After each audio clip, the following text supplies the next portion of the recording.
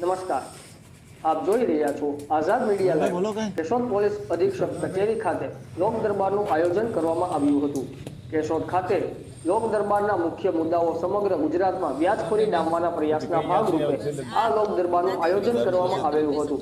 કેશોદ ખાતે આજરોજ માંગરોળ રોડ પર આવેલ પોલીસ અધિક્ષકની કચેરી ખાતે એક લોક દરબારનું આયોજન કરવામાં આવેલું હતું, જેમાં કેશોદના ડીવાયએસપી ડીસી ઠક્કર સાહેબના માર્ગદર્શન હેઠળ આ કાર્યક્રમ યોજાયો હતો, જેમાં સીપીઆઈ માણાવદર એચ.એન. રાઠોડ સાહેબ તેમજ માણાવદર પીએસઆઈ કિશોર લાલકા સાહેબ, મંત્રી પીએસઆઈ મકવાણા સાહેબ, કેશોદ પીઆઈ બીબી કોલી સાહેબ તેમજ કેશોદના વરિષ્ઠ આગેવાનો અને લોકો હાજર રહ્યા હતા। આવનારા સમયમાં કેશોદમાં વ્યાજખોરી બંધ થાય અને લોકો વ્યાજખોરીના ભયમાંથી મુક્ત થાય તેવા સમગ્ર પ્રયાસ કરવામાં આવી રહ્યા છે। આ બાબતે વધુ કે કોઈ પણ લોકો વ્યાજખોરીનો ભોગ બનેલા હોય તો કેશોદ પોલીસ સ્ટેશનના પોલીસ સાહેબનો સંપર્ક કરી શકે છે। રિપોર્ટર હરેશભાઈ પૂજારા, આઝાદ મીડિયા લાઈવ, કેશોદ। જે એક ડર છે એ બાયણે આવશે ને તો આ થશે આગળ।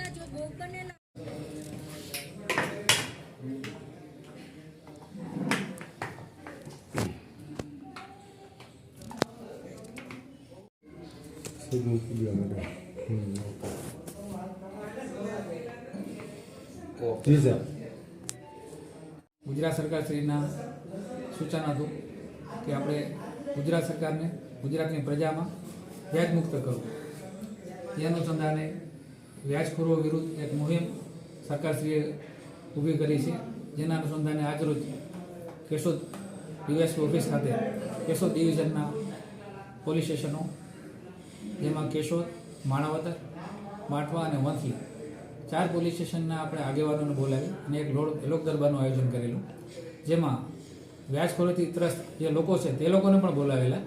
તે ઉપરાંત જુદા જુદા સમાજના જુદા જુદા વેપારી એસોસિએશનના આગેવાનો અને પત્રકાર મિત્રોને પણ બોલાવ્યા અને તેઓના પ્રશ્નો સાંભળ્યા અને 2 થી 3 અરજદારો રૂબરૂ પણ આવીને રજૂઆત કરેલી છે, જે કેશોદ પોલીસ સ્ટેશન વિસ્તારના છે, જે કેશોદ પોલીસ સ્ટેશનના પોલીસ ઇન્સ્પેક્ટર શ્રી કોડી સાહેબને એમની તરફ મોકલી આપેલા છે। અને મારી તમામ કેશોદ ડિવિઝન વિસ્તારના તમામ લોકોને અપીલ છે કે આપ કોઈ પણ વ્યાજખોરીના ચંગુલમાં ફસાઈ ગયા હો તો ગમે ત્યારે નિર્ભીક રીતે પોલીસ સ્ટેશનનો સંપર્ક કરશો, મારો સંપર્ક કરશો, અમે આપને ન્યાય આપવાને પૂરેપૂરા પ્રયત્ન કરશું અને પોલીસ છે આપની સાથે છે, સાથે હતી અને સાથે રહેશે એ હું આપને અપીલ કરું છું અને ખાતરી આપું છું કે પોલીસ તમારી પૂરેપૂરી મદદ કરશે, કાયદાકીય પૂરેપૂરી મદદ કરશે। તો આપ વ્યાજખોરોના ચંગુલમાંથી નિર્ભીક રીતે બહાર આવો અને ખુલ્લા કોઈ પણ નિર્ભીક રીતે પોલીસ સ્ટેશન આવશો એવી આપને અપીલ કરું છું।